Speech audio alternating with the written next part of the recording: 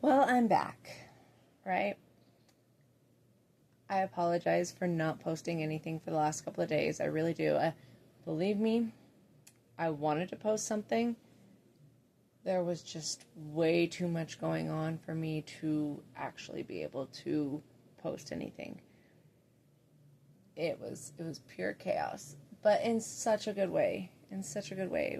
It was pure chaos and crazy and so much fun. And so Thursday was Emma's move-in day for college, and that was such an experience. Let me tell you, I am a freaking Tetris master. Okay, I am amazing. I'm so amazing. I'm just saying. Did you know I'm amazing? I'm amazing.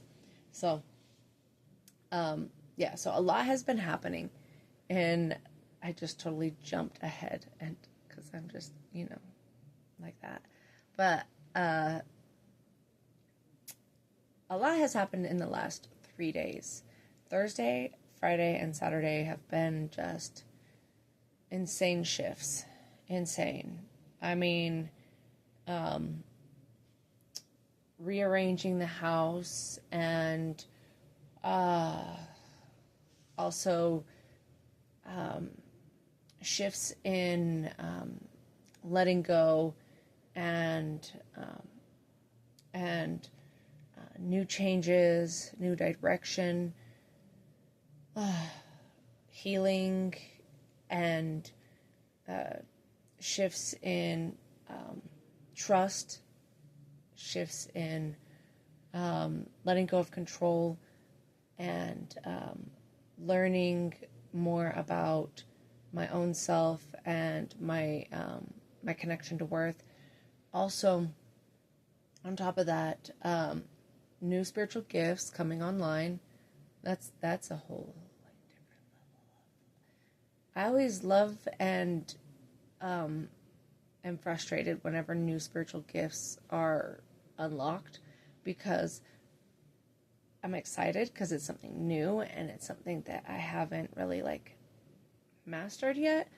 So there's so many questions before I get any answers. So that's the frustration part, is the fact that they're wait, how do I use this? How did I unlock that? Whenever you do some trick shot and you're just wait, how do I replicate that? What angle and what way? And you've got a million questions, and you've got to practice it more to really get it fine-tuned. So it's so frustrating because you're just I know that really happened, but now what? Okay. So, and then there's, oh gosh, what else? Oh yeah, new past life unlocked. That one was a real doozy. I'm still reeling with that one. Because, yeah, it definitely has me. There were signs. Whenever there's it's whenever you're in a relationship with a really shitty person and you're there were red flags everywhere. That's how I feel about the signs of what my past life was. And I'm I didn't see it. Oh my gosh, I'm so dense. It's so fun. But, yeah, so let's start off with Thursday. And these are some of the lessons that I've learned. And so if if there's stuff that you can learn too, great. I'm so glad to share it, because that's why I'm on here, is because I'm sharing the things I'm learning, because we're all in this boat together, and some of us are rowing and some of us are not rowing, but we're all going to get there eventually, okay? So, and then row, row, row, my boat just popped into my head. So, okay, so Thursday, we go and I've got to take Emma up to the dorms, and we have to be up there by a specific 5:30ish time frame, or else we don't have any help getting stuff in, and it's going to be a disaster. So, another lesson in knowing and sticking with plan A, and knowing plan A is going to work, and it's going to work.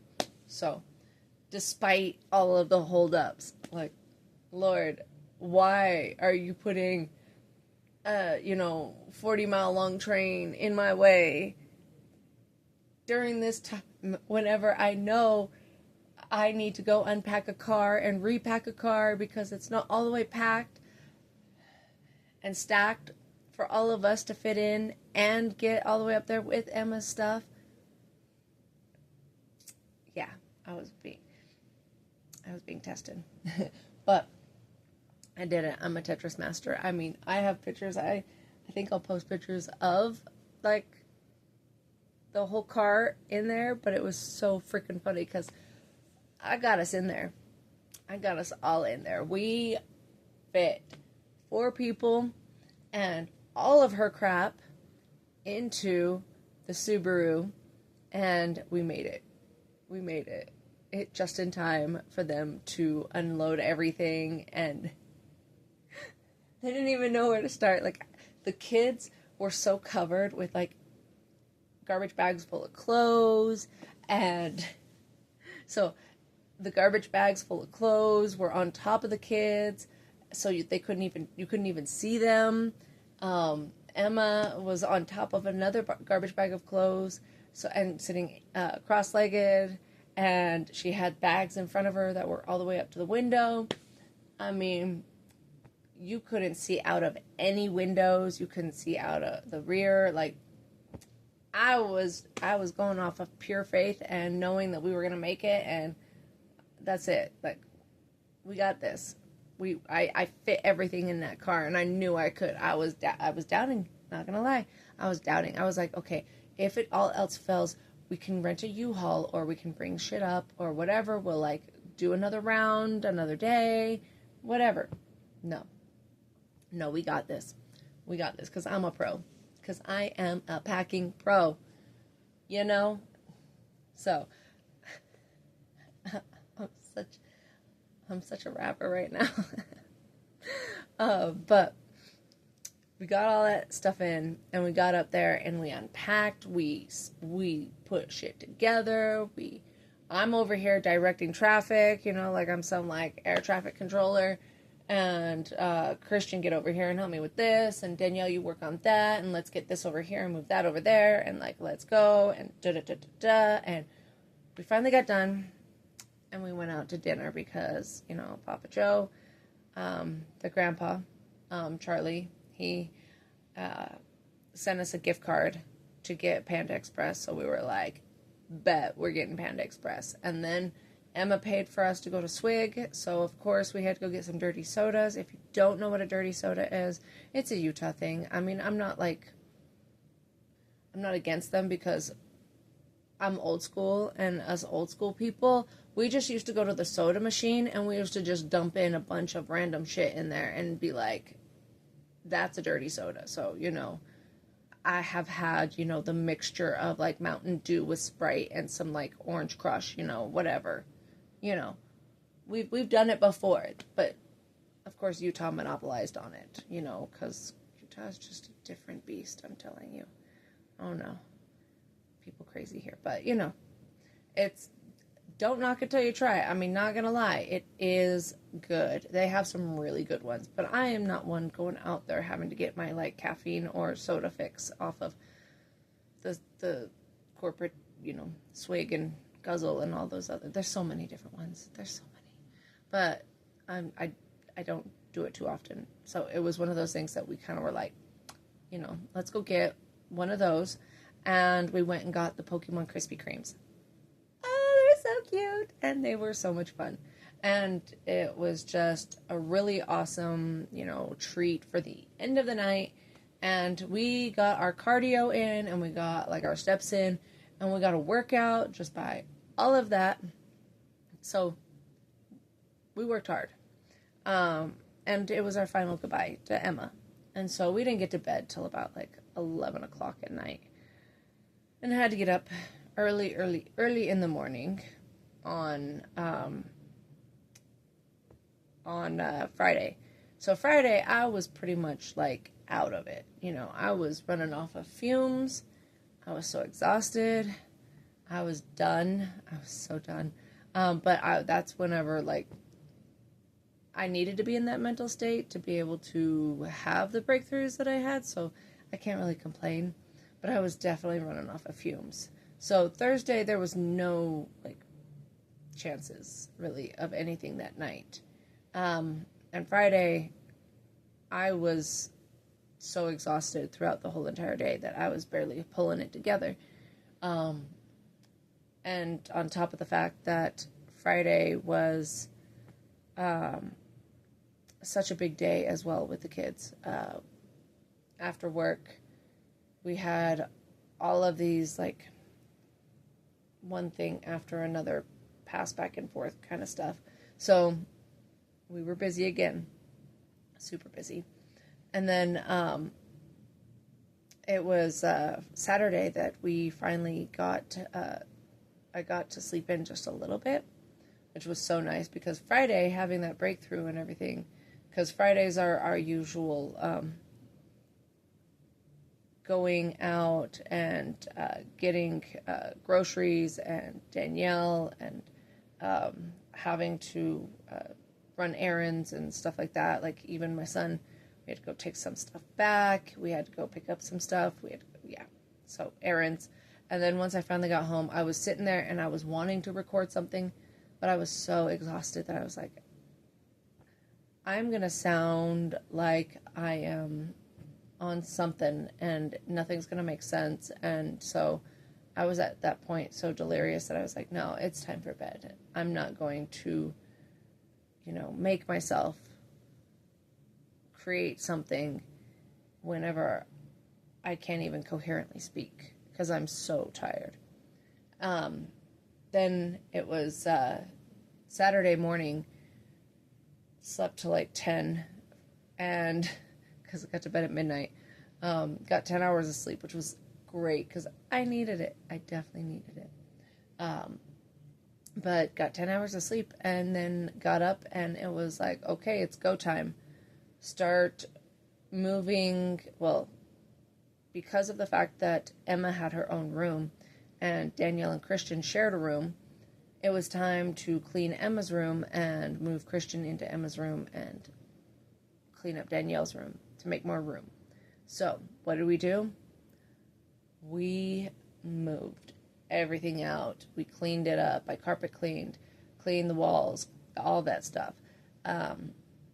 Vacuumed before I carpet cleaned, of course. And then put his stuff in there, and then took Danielle's stuff out and did the same thing. Carpet cleaned, all of that, cleaned the walls, everything, and then moved her stuff in there. But this time, when we moved their stuff, they had to go through their stuff and get rid of stuff that didn't fit anymore, that they don't want to wear anymore, objects, items, and so on and so forth that they don't really desire. But in order to do all that, we also had to move a bed from the garage up 3 flights of stairs, and this bed was a beast. It took all 3 of us to get that million-pound bed up here. And oh my god, when I tell you, like, we looked like some kind of sitcom. When I think of this, it was like a I Love Lucy moment with the bonbons in the chocolate factory, like stuff like that kind of comedy. And so we're over here trying to get this bed upstairs, and my son's like, we go past people's Ring cameras, and he's like, as we're lugging this heavy ass bed up there, because it's one of those beds that is like adjustable, it like raises you up, it vibrates, it like all this other, like, some luxury bed. And so we're trying to, it's heavy. It was heavy, but we got it. My son in the back carrying all that weight, like, that man, he is a trooper. That kid, I say man because he's like turning into a young man, and I am so proud of him, because, like, oh, that kid is a trooper, and he's stepping up. I'm so proud of how much he's been stepping up in the past couple of days.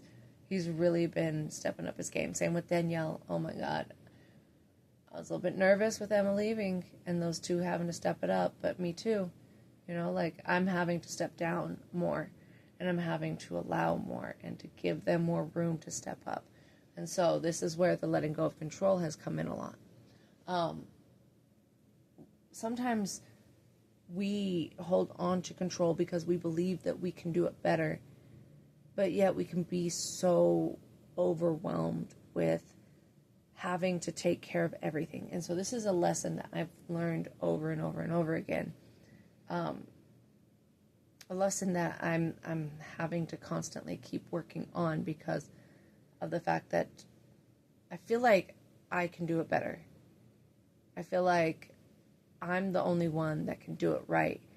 But I know that that's not true. If I teach my children how to do it correctly, or, you know, if I teach my children how to do it and they come up with something that's even better, then, you know, I'll go with it because I'm open to that, because I know that I'm not always right. I know that I don't know everything and that we're all still learning. And my son had lots of really good ideas during this whole entire transitions of everything, like moving stuff and the bed and even moving some of the furniture in the living room, because we had to move it all to the side to make room for us to get shit in and to like put stuff over to the side to be able to let the carpets dry.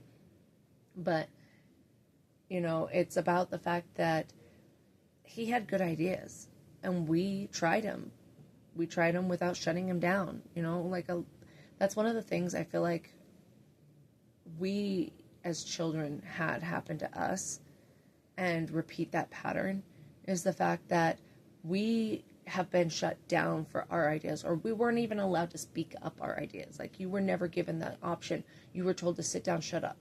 You know, like, it was like children should be seen and not heard.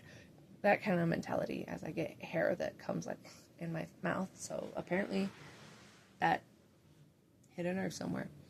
My hair tasted gross, but I digress.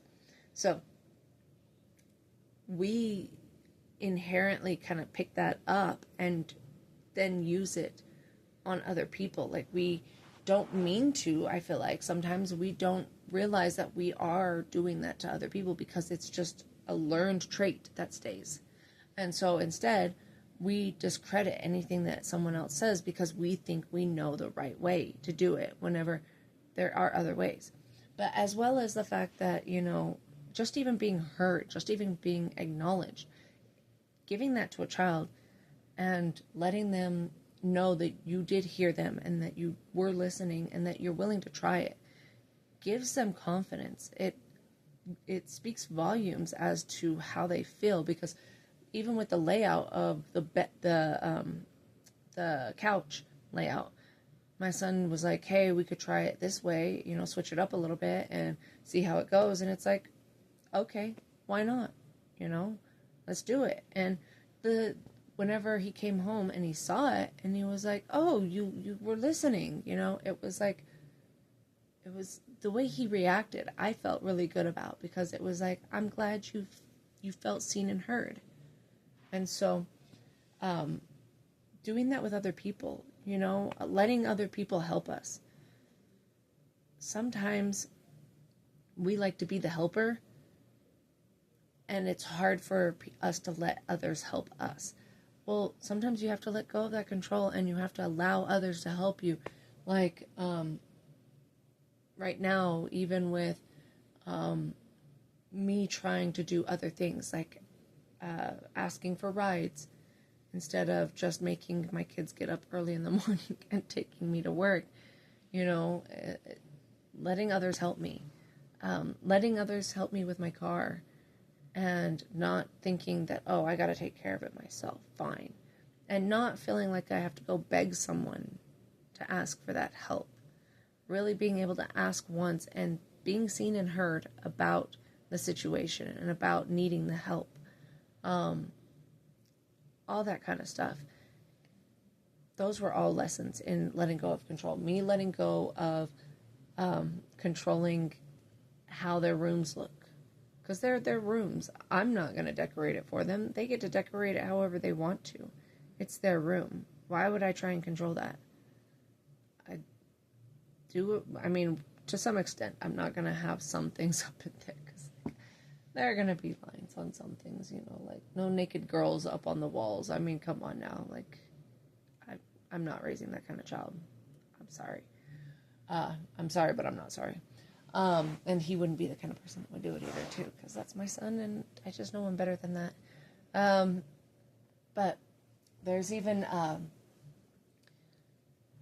whenever you have these breakthroughs with trusting and allowing people to, help you and to love you, because helping someone is a form of love. And so if you want more love in your life, if you want to feel loved, allowing others to help you is a form of love. It is a form of them showing their love to you. And so not everybody's going to try and get you. There are going to be some people that are, but guess what? Who cares? Walk away, get over it, and move on to the next. I know it sounds so simple, but it is simple. It's not an easy task, but it's simple. Okay? As long as you learn the steps and you keep implementing them, then it becomes easier and easier over time. And it becomes so simple that you just automatically do it. So when I ask for help and I'm not, reciprocated with that understanding of I need help, and you try to use manipulation tactics or you try to shame and guilt, I'm going to see that and I'm going to use that as data to be able to say, okay, that's not someone that I can trust. Doesn't mean everybody's going to do that. That's data that I can go ahead and take into consideration and say, okay, well, these were the warning signs. I'm going to use that for further references further down the road for anybody that may show the same signs. Doesn't mean that those are the same people. If I see those same signs, those are going to be caution signs. Doesn't mean that that person is guilty until proven innocent. It just means that, hey, heads up, just giving you the little warning signs, and then use that data and then move on. It doesn't mean that I'm going to be like, oh, you know what? I can't talk to you because you have checked this box here, and okay, bye. Just data. But it also doesn't mean that every person's going to be like that. The next person could be a complete different person. And I need to take that information and file it away and not assume that that person is that same person. They may carry similar characteristics, but it doesn't mean that they're the same person. And that's okay. They're innocent until proven guilty. And so, letting go of control and trusting. Oh, and then, let's see. The new spiritual gifts, whenever you start to heal a part of you, whenever you heal a very huge part of you, that's whenever those spiritual gifts start to really come online, and the past lives are also connected with that. And so, therefore, you kind of uncover that little pearl. I'm not going to go into further detail about either of those pearls because I don't cast my pearls before swine, so I'm not saying that you're swine. I'm just saying that I have specific people that are still watching me that are actually swine. So, yeah, not you as an individual, but, my ops be watching too. So, with that, I'm just going to keep that information to myself. And then, what was there? Oh, just the fact of, being able to switch up everything. It's such an amazing feeling being able to give my kids their own rooms now. How excited they were for just having their own rooms. Can you really, stop and think about how excited you can be over something so small, but it's so big to you? I mean, we should always still keep that joy, within us. Be excited for little things. My son and daughter were just like, Mom, I'm so excited to have my own room. Because we take some things for granted for so much, for so long, that we don't realize how good we have it. You know, it all kind of comes back to like the whole gratitude thing, but it's so much bigger than that. You know, we complain and we complain and we complain, and yeah, things are pretty rough. Do not get me wrong. You know, like, things are pretty rough. But if you can take a few minutes out of the day just to even like sit in that joy of something, like, I look forward to going to work now. That's a very simple thing. I actually look forward to going to work. Why? Because I now have some employees that I really look forward to seeing. I look forward to talking with a few people about a few things. I look forward to, you know, whatever is coming up from here on out. I look forward to like this week because I did not get to work out like I wanted to. Like, I had to keep moving my appointment back and forth with my personal trainer, and that was a pain because just our schedules would not coincide at all right now this week because of how chaotic it was with how much was going on. And even next week, there's still chaos, but not as bad. But still, with my kids going back to school now, and with me shifting some things around and me adding some things onto my plate, yeah, I'm still, you know, trying to find out my rhythm, and I'm still trying to figure out, you know, how we're going to do certain things. But it's a new challenge. It's all this, like, new possibilities of being able to put things in certain slots. But at the same time, some things have to stay in certain places. And so getting to finally go back and meet with my personal trainer, I look forward to that so much. Oh my goodness. I miss lifting weights. Granted, lifting boxes and building stuff and moving furniture around does count as heavy lifting, but still, I look forward to actually being able to lift some weights and hit the gym. Yeah, and get a better schedule worked out now that everything's starting to calm down a little bit more. But again, like I said, so much has gone on, and you know, it's like, am I worried about my oldest daughter out there in college? Yes, I do. I worry a little bit about her, but at the same time, you know, she's my baby.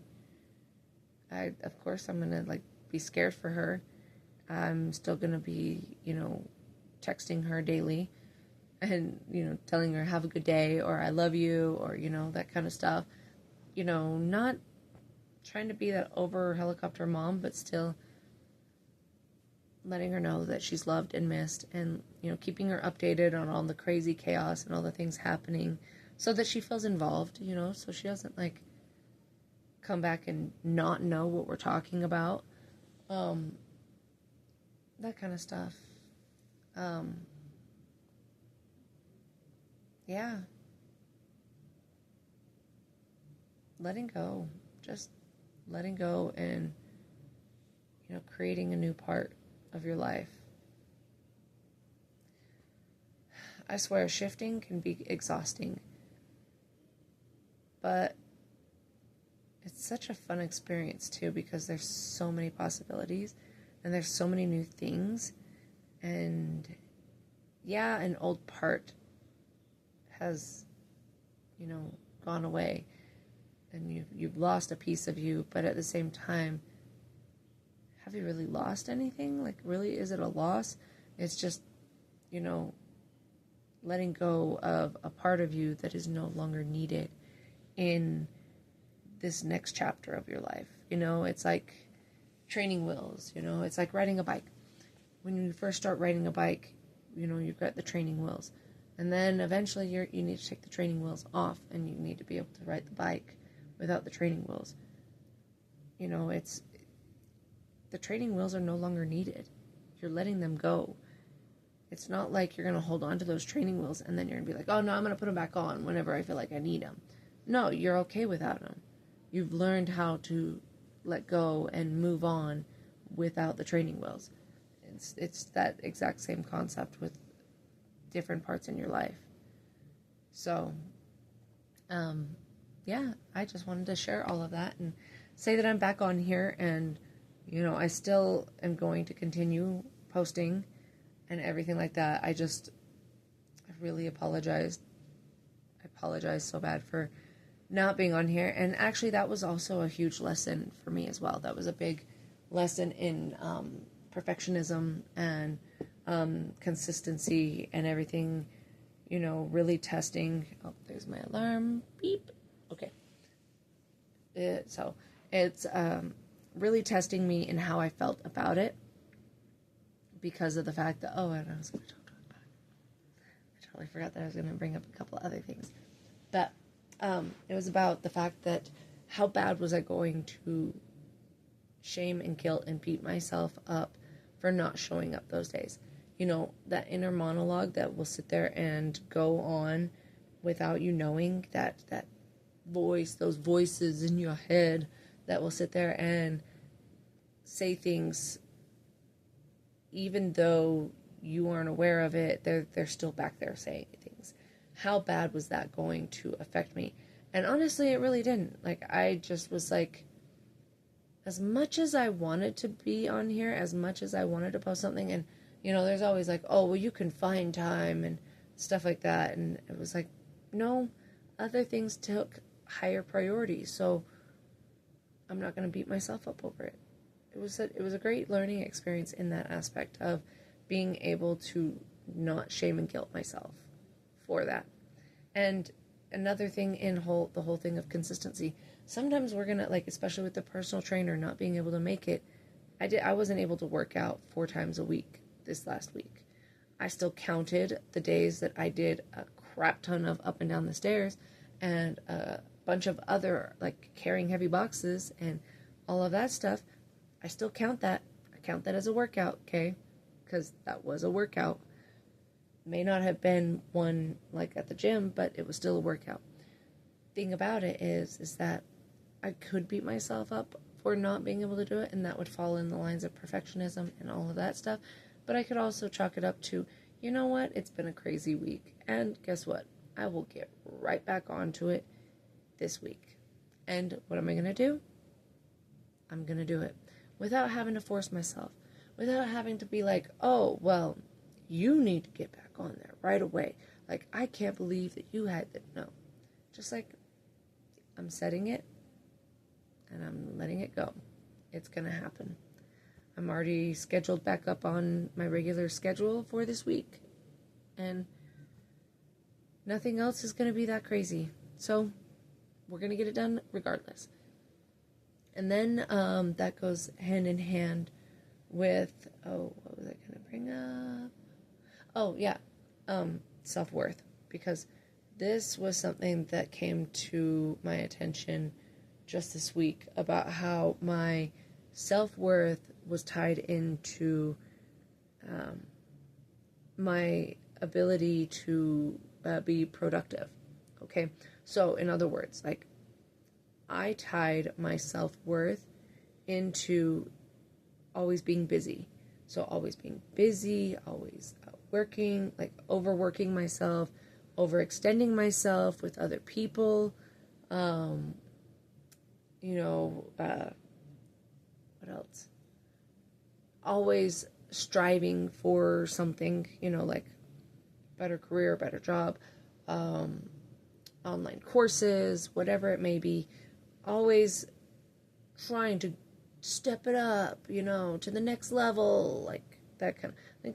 Not a bad thing to have, but when it's tied to your self-worth and it doesn't get achieved, or something falls apart, or whatever it may be, then your self-worth falls with it. And so when you can detach the two and be like, my worth is not associated with how much I can get done or how many people need me. That's a big one, especially with the whole letting go of control, is, not tying your self-worth to the fact that you're needed. I don't want my kids to feel like they need me every minute, every day. I want them to come to me if they need something. Yeah. I want them to go find someone too if they need something, ask for help no matter what. But it's about the fact that, oh, sorry, that's my cue. But the whole self-worth, I will overwork myself. I will work all week long, and then I'll throw more things in afterwards, like going to the gym and, activities before and activities after, and like trying to pack in way too much into my schedule already. I will try and do way too much and tie it to like me getting ahead, me being productive, but it really is just me trying to make myself feel worthy. And me not resting. So I made a deal with one of my coworkers that today I would rest. I would have one rest day.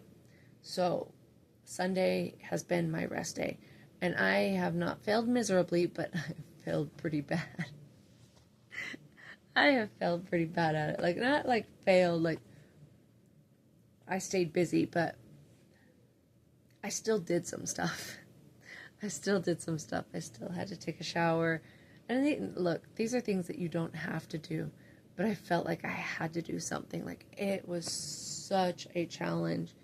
Lord, let me tell you how difficult it was for me to not do something. I was having a breakdown. I was just like, here, Danielle, let me get you. These were in the living room. Let me help you put your stuff back, like some of your stuff back in your room. Like, stop. She is a perfectly grown adult. She can do it. You don't need to help her. Like, and then I was like, okay, I can work on my finances today. I've been meaning to do that. Like, Sheena, you can work on them tomorrow. You don't have to do them today. It's not required that you do them today. But, oh, Lord, I was sitting with myself for a while, going like, dang. And don't get me wrong, I can do meditation. The thing about that's what's different, and I figured it out. What's different with meditation and not doing anything all day long? Oh my gosh. Okay, so meditation is a scheduled amount of time. So I can totally block off some time and be like, okay, we're just going to meditate. We're going to do nothing for this amount of time. But if I'm like, we're not going to do anything all day, I'm just like, what do I do? I don't know what to do. Like, I start to get antsy. And I feel like I have to do stuff. And so this is going to be a fun challenge for me for the coming weeks on being able to learn to rest and relax. Because, yeah, it's hard. It's hard because I have so much energy. I have all of this Sagittarius, Aries, and like ADHD energy that I'm like, okay, let's go. Like, the only time I'm really resting is whenever I'm sick because I have overworked myself and my body has finally given up and I'm now in like recovery mode. That doesn't happen very often, but yeah, so now I've got to learn to relax more. And so this is going to be a fun experiment because I'm going to see how it goes because this is kind of hard, especially because I grew up in a household where our vacations were not even vacations. Like, our vacations were like, let's get in and see how much we can do in each day. Like, get up and go and do all this stuff and then come home. And, weekends were jam-packed with shit too. We had activities constantly throughout the week besides with school, karate on certain days, sports and all of that stuff. Like, we were constantly going. And so now our vacations have been more chill, which is really nice. Not all of them, but, you know, moments where we can sit and read a book. Moments where we can actually, like, talk and we don't use electronics and we're just with ourselves and each other and being very grounded in the moment and being present with each other. That kind of stuff. So now I'm going to be working more on being present with myself in these days and pampering myself, you know, seeing what I can do during this time frame to really just pamper myself. I have all these things and I've been waiting for a time to use them. So now it's time to actually start doing them. You know what I mean? So so many breakthroughs. I love breakthroughs. I love when I get like those aha moments and you're like, holy crap, I didn't realize that. And now how do I adjust that? And what can I do to make that more, sorry, Emma just sent me a text, so I'm going to cut this off here shortly, so I can answer her back. But, yeah, so now I got distracted, so hold on, let me pull it back. Aha moments, and, just being able to figure out how to adjust that and to heal that, and not where it came from, because I already kind of just connected dots as to like what it is, and it's a nervous system thing and all of that fun stuff. So it's just continuing on with it and, you know, just rerouting it. So, yeah. I look forward to seeing you guys tomorrow because, you know, I'll do another video tomorrow. And stay beautiful and stay blessed because you are both beautiful and you are blessed. And